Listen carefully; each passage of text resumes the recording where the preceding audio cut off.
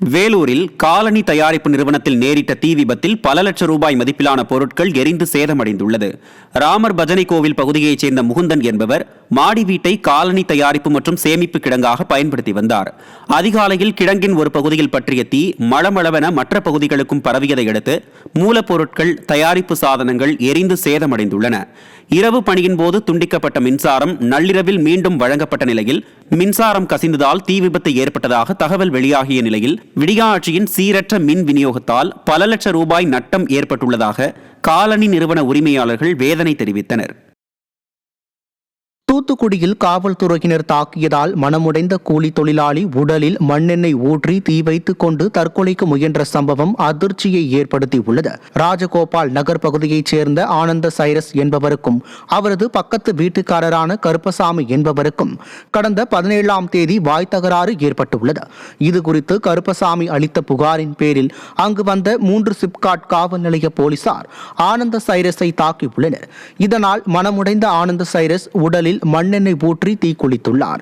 இதில் படுகாயமடைந்த அவர் சிகிச்சைக்காக மருத்துவமனையில் அனுமதிக்கப்பட்டுள்ள நிலையில் போலீசார் மீது உரிய நடவடிக்கை எடுக்க வேண்டும் என அவரது உறவினர்கள் வலியுறுத்தியுள்ளனர். தூத்துக்குடி மாவட்டம் ஸ்ரீவைகுண்டம் தாமிரபரணி ஆற்றில் உள்ள கல் தூண்களில் வளர்ந்து வரும் அரச மரக்கன்றுகளை அகற்ற வேண்டும் என பொதுமக்கள் கோரிக்கை விடுத்துள்ளனர். ஆற்று பாலத்தின் கல் தூண்களில் அரச மரக்கன்றுகள் அதிக அளவில் வளர்ந்து வருகின்றன.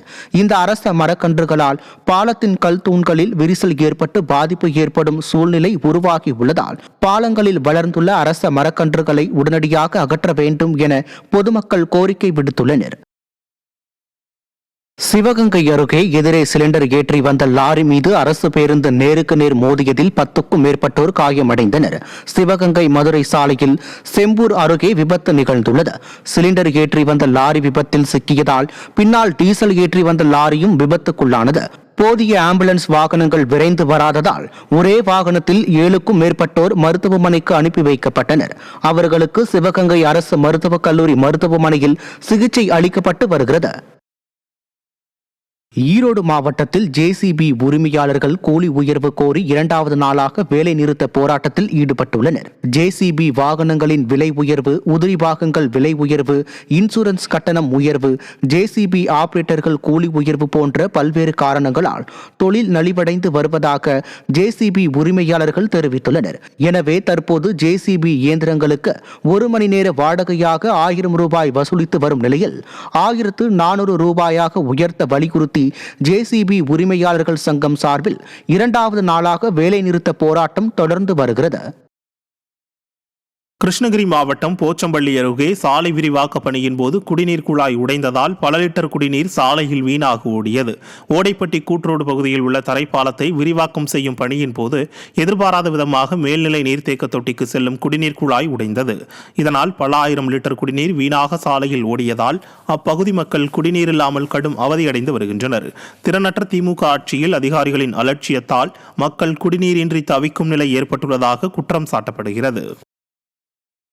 நீலகிரி மாவட்டம் கோத்தகிரி அருகே பல ஆண்டுகளாக சாலை வசதி இல்லாததை கண்டித்து பொதுமக்கள் நூதன போராட்டத்தில் ஈடுபட்டனர். அம்பாள் நகர் பகுதியில் 70க்கும் மேற்பட்ட ஆதிதிராவிடர் குடும்பங்கள் சாலை வசதி கோரி பல ஆண்டுகளாக போராடி வருகின்றனர்.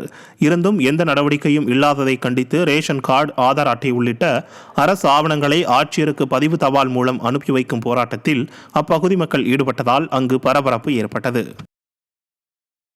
கள்ளக்குறிச்சி மாவட்டம் சங்கராபுரம் அருகே உள்ள பொய்குணம் அரசு உயர்நிலைப் பள்ளியில் தேனீக்கள் கொட்டியதால் 20க்கும் மேற்பட்ட மாணவர்கள் படுகாயமடைந்தனர். பள்ளியின் சுற்றுச்சுவரில் இருந்த தேன்கூட்டை யாரும் கண்டுகொள்ளாமல் இருந்த நிலையில் அதிலிருந்த தேனீக்கள் மாணவர்களை தாக்கியுள்ளது. இதனால் பாதிக்கப்பட்ட மாணவர்கள் சங்கராபுரம் அரசு மருத்துவமனையில் சிகிச்சைக்காக அனுமதிக்கப்பட்டனர்.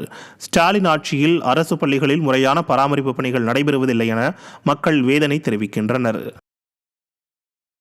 விருதுநகர் மாவட்டம் அருப்புக்கோட்டை அருகே விவசாயியிடம் இருந்து 5000 ரூபாய் லஞ்சம் வாங்கிய கிராம நிர்வாக அதிகாரி மற்றும் கிராம உதவியாளர் சிக்கினர். வதுவார்பட்டி கிராமத்தில் விவசாய நிலத்தில் கல் ஊன்றி சர்வேயர் மூலம் அளந்து சான்றிதழ் வழங்குவதற்காக விவசாயி ஒருவர் கிராம நிர்வாக அலுவலரை அணுகியுள்ளார். அப்போது அவரிடம் இருந்து கிராம நிர்வாக அலுவலர் இப்ராஹிம் மற்றும் அவரது உதவியாளர் சிங்காரம் ஆகியோர் 5000 ரூபாய் லஞ்சம் கேட்டு பெற்றபோது பிடிபட்டனர்.